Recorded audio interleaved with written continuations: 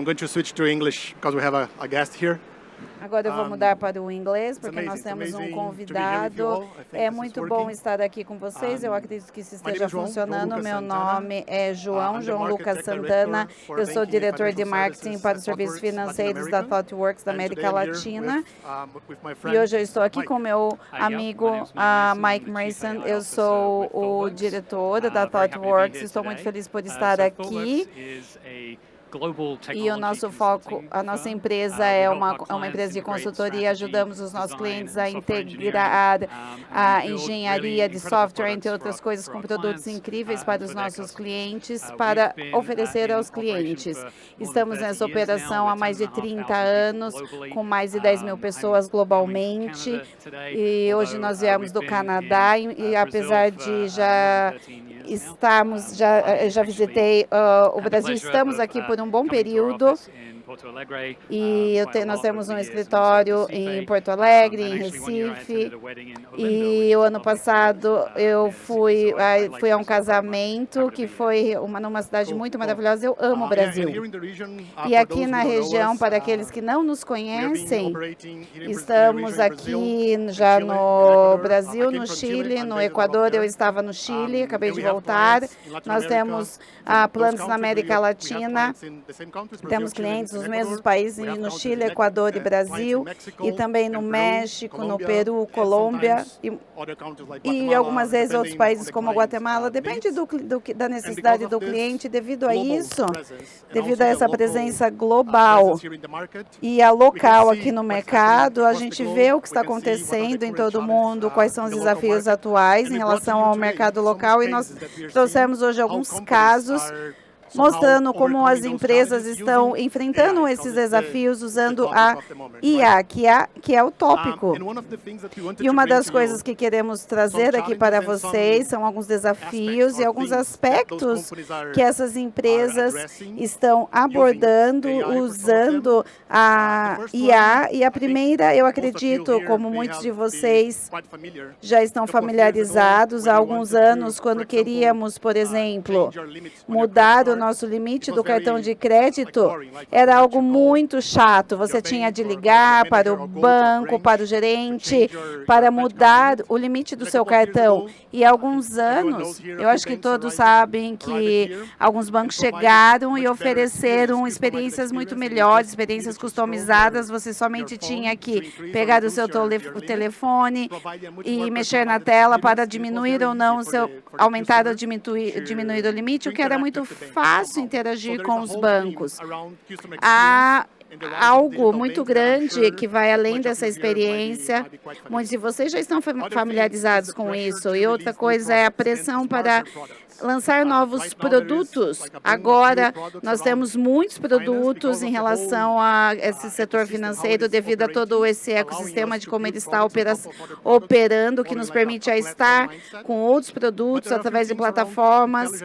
Mas há muitos outros produtos inteligentes, porque os clientes estão esperando hoje, ou as instituições em geral, eles querem ter melhores serviços com algumas complexidades. Vocês conhecem o Uber, certo? O aplicativo do Uber, quando você vai para um outro país. Eu acabei de chegar do Chile, você vai para um outro país, você simplesmente pesquisa um motorista e aí o Uber, o aplicativo, tem que oferecer um motorista para vocês. E a mesma coisa para os bancos, é a mesma experiência. Você somente usa uma conta e se você vai para um outro país, você pode mudar, fazer essa troca de moedas. E os clientes, eles esperam produtos mais inteligentes e nós construímos isso com vocês. Uma outra coisa que está conectada com as demais é a agenda de inovação regulatória, ou mesmo pelo primeiro player aqui do Brasil, vocês estão já familiarizados com o Drex, a Open Banking, entre outras coisas. Todos aqui sabem, eu sofreram com algumas questões de dados, que vocês tinham todos os dados no Excel, nas nuvens, e o problema é que nós não temos dados, não é questão disso, é como nós lidamos com isso, nós gerenciamos isso. E uma outra coisa também que está interconectada, estamos vendo uma competitividade agora com outras indústrias, as organizações estão se transformando em bancos. Vimos há alguns meses uma empresa alimentícia que agora está abrindo uma nova unidade bancária. Então, todo mundo está se tornando um banco.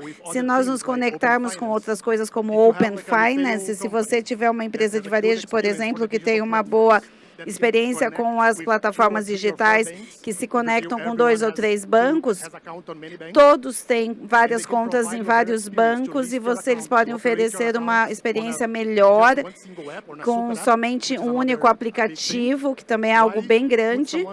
E por que alguém usaria somente um único serviço de banco? E nós achamos que essa experiência vai ser um impulsionador para isso. Aquele que oferecer a melhor experiência ganha. E uma outra preocupação em relação ao talento, à segurança cibernética. É bem difícil ter talentos. Temos também a questão de governança, sustentabilidade, todas as coisas que todos aqui já estão familiarizados. Então, estamos falando da IA, tudo bem? É como a IA vai resolver todos esses problemas. Agora eu vou deixar aqui o Mike responder essa pergunta. Quando a gente vem para um evento como isso, que realmente é algo surpreendente a muitas pessoas, todos os estandes querem falar a respeito da IA. Acredito que a IA é o tópico, e há realmente valores para isso, mas não há mágica. A nossa abordagem aqui é como falar para os clientes o quão importante ela é, pensando de uma maneira muito cuidadosa sobre as suas forças enquanto empresa, quais os dados que você pode ter para você construir, qual é a relação com os clientes, qual é a sua marca, pensando realmente cuidadosamente quando aplicamos a IA e utilizando um foco aos benefícios dos clientes, não somente lançar soluções para que possamos ter a solução para tudo e melhorar algo para o seu cliente. Nós temos aqui muitas experiências com serviços financeiros. Aqui somente são os logos que podemos mostrar, tem outros que são confidenciais. Trabalhamos com bancos, com fintechs, novos bancos, empresas de investimentos, empresas de aquisição e também outros tipos de clientes. Nós também entendemos o que está acontecendo no mercado. Há alguns meses, o que fizemos foi entender o que os clientes queriam. Nós criamos esse relatório, você pode escanear o QR Code, você terá acesso a isso. E nós trouxemos aqui alguns números para dar uma ideia de quais são as expectativas do cliente. E também nós colocamos 10 mil pessoas nós entrevistamos pessoas globalmente, que foram em torno de 10 mil pessoas, pessoas locais, pessoas do Brasil.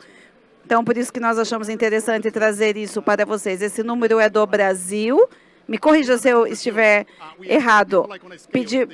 Pedimos às pessoas, perguntamos se eles estavam animados ou não, e 85% das pessoas disseram que eles estavam parcialmente animados.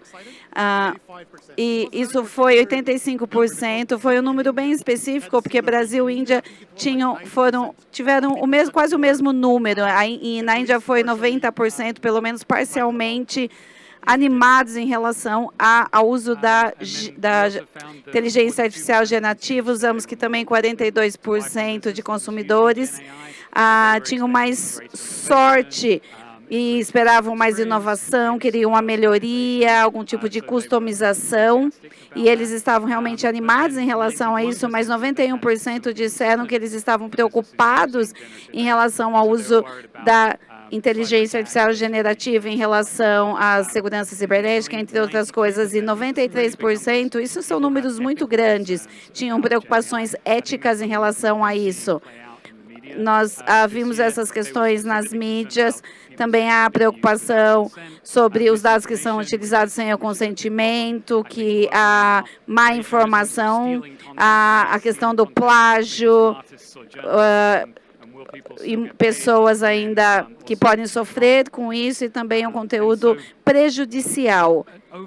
E a maioria das pessoas, 56% ou mais, tinham relações em relação aos regulamentos, que não confiavam nos regulamentos. Mesmo que haja regulamentos, então, esses 56% não confiam nesses regulamentos. E nós pensamos que realmente é uma grande oportunidade para o negócio fazer alguma coisa certa em relação à GIA e ser muito claros de como eles estão utilizando os dados dos clientes. Então, eles têm de confiar.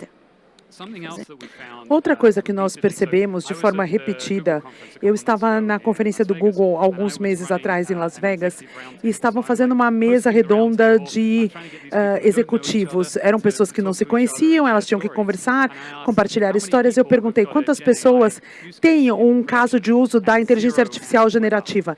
0 mãos foram levantadas.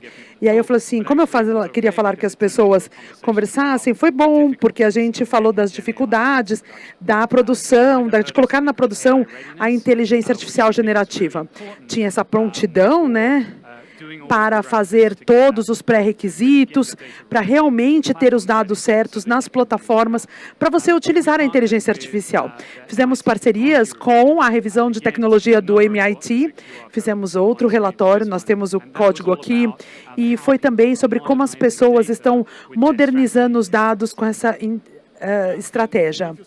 E se vocês escanearem o QR Code, vocês podem fazer o download. Eu acredito que todo mundo hoje está construindo alguma coisa em volta da inteligência artificial para rodar modelos de machine learning. Mas essa não é a única razão. Não é nem a primeira. A primeira é tomar melhores decisões. Então, é algo antigo. Todo mundo quer fazer isso, não é? Já há bastante tempo. E se nós fizermos 2 cliques ali sobre a parte dos serviços financeiros, vocês podem ver à esquerda uma comparação entre os serviços financeiros e as outras indústrias. A cor escura significa o número de respondentes das empresas que disseram que eles já estavam modernizando parte das plataformas de dados e de sua infraestrutura nos últimos 2 anos. E ali em rosa, dizendo que eles estão atualmente modernizando. Se a gente compartilhar as duas coisas com a parte dos serviços financeiros, está para trás. Porque foi de 27 modernizado há 2 anos atrás para 43. Então, existe um interesse, né? E se você observar quais são os principais desafios, segurança, compliance regulatório e o custo, sempre um desafio, o custo.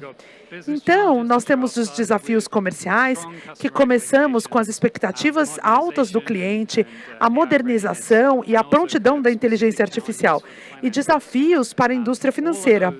Tudo isso são razões pelas quais a inteligência artificial é difícil. E nós temos sucesso com os clientes e queremos compartilhar parte dessa história. Especialmente, nós acreditamos que temos algumas abordagens, né, com os clientes para ter sucesso com a inteligência artificial. Eu vou mostrar a vocês quais são esses padrões ou abordagens semelhantes que as empresas estão adotando. Tentamos agrupar em 3 grandes coisas, 3 grandes grupos. O primeiro é ter algo escalonável, que na verdade é uma estratégia escalonável de inteligência artificial.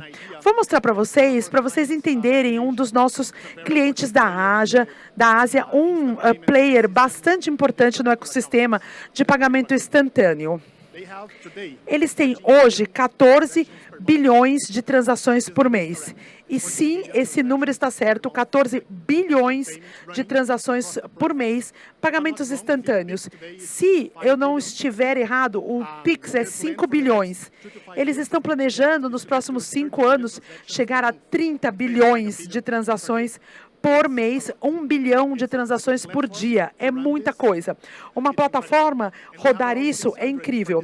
Cerca de 600 participantes e mensalmente é utilizado por quase 400 milhões de pessoas. É uma América Latina como um todo rodando numa plataforma. É algo bastante desafiador. E esse cliente nos ligou para pedir algumas coisas. E nós escolhemos 2 ou 3 aqui. A primeira foi democratizar a inteligência artificial da empresa. Era implementar alguma coisa sobre a inteligência artificial, uma característica, democratizar o uso da inteligência artificial na organização. Uma organização enorme e ajudá-los a criar uma solução. Solução para os perfis de pagamento em tempo real para detectar fraude.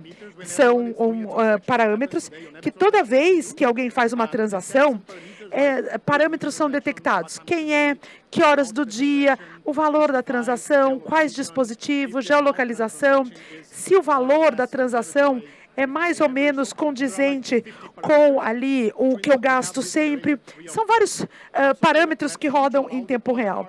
E também criar plataformas para permitir que outros modelos de machine learning fossem treinados. E nós fizemos isso, considerando vários artigos, não vou entrar em detalhes, mas nós vimos as plataformas, o catálogo e a modelagem de dados, estabilidade, as práticas de engenharia de machine learning. São organizações com milhares de pessoas e a abordagem foi com base numa cocriação da estratégia de inteligência artificial e dos negócios. Isso inclui vários aspectos. Por exemplo, nesse caso, nós democratizamos a inteligência artificial dentro da empresa, permitindo que as pessoas ganhem novas habilidades. Nós também temos aspectos técnicos, como a plataforma que deve ser confiável, a infraestrutura de dados, a escalabilidade. Então, muitos aspectos, segurança, a inteligência artificial responsável, tudo isso ao implementarmos. E sobre esses casos, então, nós temos vários exemplos, muitos dados ali sobre esses aspectos. Nós podemos rapidamente criar novas opções. Nós pudemos fazer isso em alguns dias. Nós registramos o tempo do ciclo para um novo modelo de machine learning de 2 meses para 2 semanas. E também tínhamos alguns modelos em produção. Melhoramos esses modelos em 1 semana, ao invés de 6 semanas. E também para a detecção de fraude, a gente chegou a quase em tempo real. E anteriormente nós tínhamos dados de 3 meses. Bom, o segundo nível dessa abordagem que nós estamos vendo as empresas adotarem é embutir as capacidades de inteligência artificial nos produtos digitais. Aqui um exemplo da China, para dar uma ideia sobre o tamanho e a escala. Porque uma das questões era sobre a escala. A escala ali, e nesse banco especial, eles tinham mais de milhões de pessoas que operavam os centros de contato, e os desafios eram semelhantes àqueles que temos aqui, mas, claro, com uma escala diferente. Eles tinham 10 mil pessoas no centro de contato, e alguém liga, eles falam com a pessoa não soluciona o problema, a pessoa é transferida para outro operador de call center, e tinha uma questão ali sobre como lidar com os provedores de informações, as informações fornecidas ao fornecedor, e criar ali soluções utilizando a inteligência artificial generativa. Bom, e uma pequena palavra sobre os produtos digitais. Um produto digital é um produto que é amplamente acessado por canais digitais. Um aplicativo famoso é o Uber, e esse pensamento no produto é super importante. Se aplica ali no pensamento do produto, nas aplicações e nos relatórios. E tudo isso pode ser pensado como um produto, com base no cliente que você quer deixar contente e do valor que vem de tudo isso. E coisas como você precisa olhar como um encaixe entre o seu produto e o mercado. Criando isso de forma mais rápida, protótipos mais rápidos utilizando inteligência artificial. A gente pode ter as plataformas onde esses produtos são implementados para entender o quão bem eles são utilizados.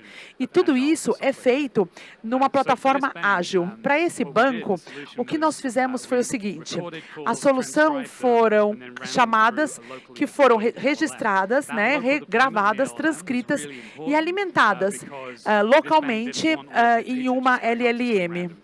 Então, eles podiam executar tudo isso por conta própria nas instalações on-premise e garantiam toda a questão de segurança. Cada uma dessas transcrições tinham várias informações, o sentimento do cliente, por que a ligação acontecia, questões específicas, os tipos de transações, quais eram as demandas para o cliente. Todos esses dados podiam ser colhidos por anos, né, de trabalho. E aqui nós temos alguns números que foram resultados até agora. E o que é interessante é que eu falei com clientes que estavam na China em agosto do ano passado, quando essa engenharia... E nós não tínhamos esses números, e há algumas semanas eles começaram a se engajar com eles novamente.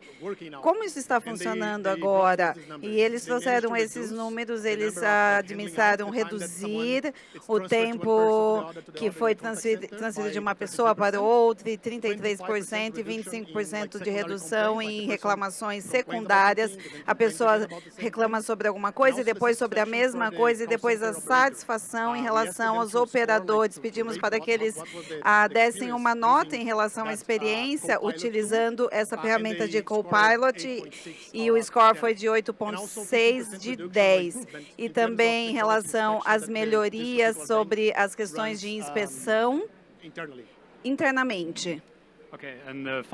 E a última coisa sobre a qual queremos falar em relação ao sucesso da IA é o empoderamento dessa equipe de engenharia. Eu sou engenheiro, eu utilizo muito disso e eu amo como desenvolvedor.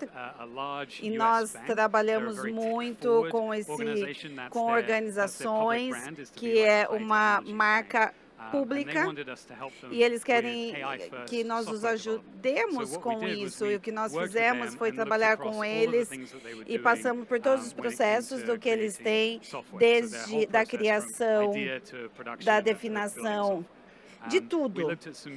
Olhamos algumas áreas principais dentro desse processo, como, por exemplo, a gestão de conhecimento, a qualidade dos engenheiros, também a assistência à produção, e falamos com todos da engenharia para que possamos entender o que eles estavam fazendo atualmente, para ter ideias de como aplicar a IA para melhorar o trabalho deles, e fizemos uma coleta de capacidades, e dentro dessas dimensões, os modelos de adoção para como focar e como fazer isso com essa nova ferramenta para que eles pudessem ter uma melhoria no seu software. E depois ajudamos a criar métricas, porque sempre falamos que é uma ferramenta de produtividade, mas eles não sabem qual é o seu nível de eficiência, então criamos essa linha de base para as métricas e metas. E aqui eu dou alguns exemplos de alguns desenvolvimentos dessa software e também algumas capacidades, como, por exemplo, geradores. Quando estamos num determinado processo, temos uma ferramenta, uma composição histórica para que tenhamos melhores histórias para os usuários. E se pensarmos em determinadas coisas, isso é muito útil, porque eles geram textos. Realmente é um cenário muito bom para a IA generativa. E há muitas outras coisas que definimos como modelos, quais ferramentas, ou um símbolo, para que eles possam pegar 3 partes de um software, combiná-los e criar uma outra coisa, ou simplesmente começar algo do zero. Se isso fosse importante, priorizávamos. E aqui há um exemplo, se nós analisarmos uma das capacidades aqui, é que essa IA teve uma melhora desse conhecimento. Então, se você quiser algum tipo de informação, se é algo que está desatualizado, você ainda consegue buscar o que você quer. E o que nós fizemos foi definir métricas. Falando com pessoas, essa linha de base era muito importante pelas coisas que agora a gente pode aumentar em 30%. Mas quando você vai falar, a gente pergunta, tá bom, e qual é o número hoje? Não sei. E como é que você vai aumentar 30% com base em uma coisa que você nem sabe? Então, essa foi uma coisa muito importante e foi bem difícil. Você teve que fazer um pré-trabalho antes de implementar tudo. E, nesses casos, o cliente priorizou algumas dessas questões e nós vimos uma visão geral em relação a um alvo, né, de 5% a 6%, especialmente nesse aspecto, numa recuperação de dados com base na inteligência artificial, que era um novo ciclo como um todo. E falando sobre todo esse ciclo de vida, o que nós fizemos foi fazer essa planta aqui sobre esses deliverers, né, essas entregas de software, coisas que nós precisamos pensar em entregar a inteligência artificial como software. Em verde, a gente tem um assistente de código, né, que são as instruções na mídia, e essa é a inteligência artificial que cria os códigos para você. A inteligência artificial é mágica, o código é mágico, e todo mundo pensa que isso é um quadrado mágico, né? E então, isso é bastante útil e as pessoas devem escolher uma ferramenta e implementá-la, né? Logo do lado, em azul, nós temos um portal de assistência de equipe. O que é isso? É o que nós construímos, é uma ferramenta de open source, você faz o download disso e é uma equipe, né, que é auxiliada por esse portal, ajuda todos que não são os desenvolvedores. Então, por exemplo, analistas de negócios podem utilizar esse portal para ter uma conversa com a inteligência artificial. Para quê? Para encontrar algumas exigências de uma pequena descrição, para um desenvolvimento total. Então, nós fizemos algumas outras coisas, como, por exemplo, essa modelagem para melhorar a segurança do seu código. Em roxo, nós temos o chatbot, e eu acredito que muitas organizações já têm essa abordagem do firewall com o ChatGPT, falando assim, olha, você não pode usar isso. Mas, na verdade, é super importante fornecer uma forma aprovada, permitida de falar com o chatbot de inteligência artificial para todos os funcionários, né? Fornecendo diretrizes para quais tipos de dados são possíveis de ser utilizados para garantir que vocês não têm problemas, né, com isso. Se a gente passar para o próximo, e aqui alguns números que nós temos, especificamente no Copilot, e eu tenho uma satisfação bem grande dessa ferramenta. Eu sou desenvolvedor de fim de semana, sabe? E eu faço codificação muito disso. E é muito importante. Então, se você quiser algumas mensagens aí sobre isso, a primeira de todas é identificar os diferenciadores, né? E quais são as coisas melhores que a sua concorrência. A segunda é construir de forma incremental. E outra coisa que é bem difícil é descartar as coisas que não estão funcionando, né? Então, você acaba contrabalanceando, se não está funcionando, a gente descarta. Mas é super importante, né, se concentrar no que está funcionando. E é por isso, é isso que nós tínhamos para compartilhar com vocês. Muito obrigado. É um grande prazer estar aqui com vocês. Eu espero que todos aproveitem bastante a nossa conversa. Nós estamos aqui neste lugar. Olha só no mapa, eu já não sei mais aonde eu estou, mas é um mapa, vocês podem ir ali, conversar com a gente. Nós temos toda a nossa equipe, podemos conversar. Muito, muito obrigado.